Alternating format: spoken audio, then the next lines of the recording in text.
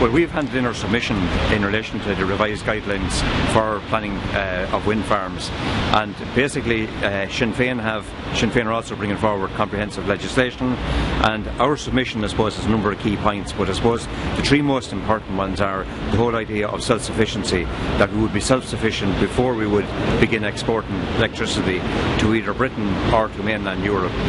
That's the first point, because obviously we have a huge problem with the amount of fuel that we're importing into this state to generate electricity, so we must try and address that balance.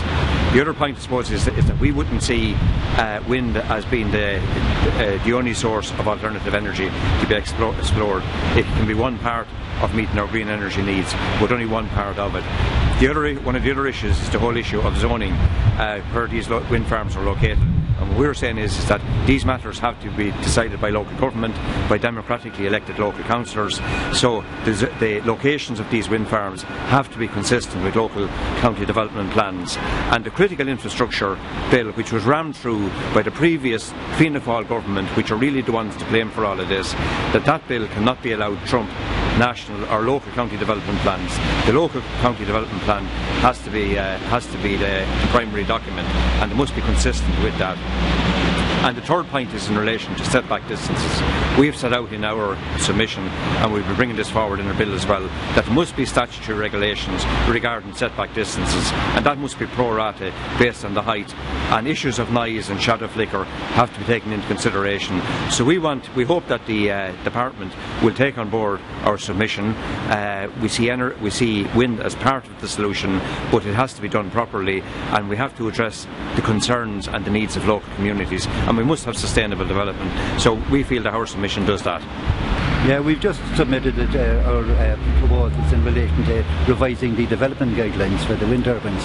There's a wider issue here too as well. I mean, Sinn Féin wants to see renewable energy work, but many's a good project that should work fails because it's badly implemented. Strikingly, government has no strategy in relation to renewable energy. And in the absence of strategy, what we find is that the energy companies are running rings around the government. Now, just 3 weeks ago, the Minister, Pat Rabbitte, announced that he's going to prepare a green paper in relation to energy, renewable energy. It's far too late, and there should be a suspension put to the whole development of the wind turbine farms until such time as that strategy is in place. We need to be sure that what we're doing is for the benefit of Irish people, and that what we're not is an offshore wind farm for Britain with very little benefit to Irish people or to Irish electricity consumers.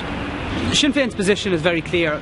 Infrastructure such as this and the decisions that determine where this infrastructure goes should be made as close to the communities that are going to be affected as possible. So our submission calls for very clearly that local communities have the utmost involvement in terms of the decision making process. The issue of wind turbines has become a controversial one, and it didn't need to be. Had the government decided that at the centre of its policy would be engagement with local communities, I believe that a lot of the difficulties that we now see encountered would have been avoided.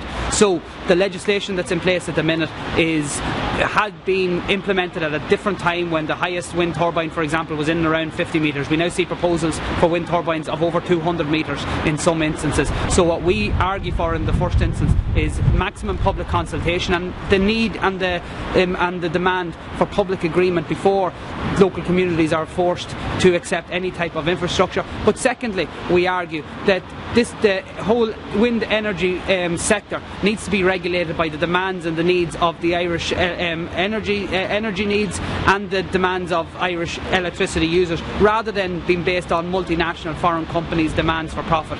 And we would be saying first and foremost that if there is going to be electricity generated in Ireland through wind generation, that needs to be in the first instance used to alleviate the energy needs of this country, rather than, I say, the needs and demands of the profits of multinational companies.